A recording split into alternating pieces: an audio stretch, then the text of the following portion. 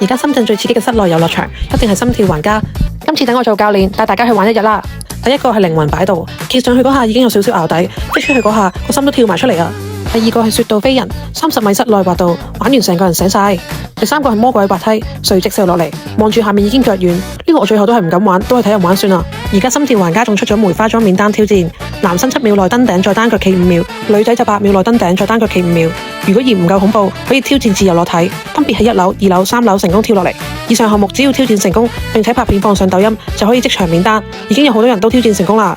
場內仲有超過40個項目，一票通玩，包括室內奔極、鬼屋、密室逃脫、360單車、海盜船、彈床區、碰碰車、幻影星空、K 歌房、保齡球、桌球、射箭、方格大戰、電玩區等等，真係講都講唔晒啊！玩到攰仲有心跳補給站，可以買飲品同食物。心跳玩家由湖南開到深圳，湖南總店曾經有好多綜藝節目都喺嗰個場地度拍攝，好多出名嘅明星都有去過。門票低至98蚊起，地鐵6號線陽台山東站 C1 出口行大約10分鐘就到，快啲約埋老 best 一齊嚟挑戰啦！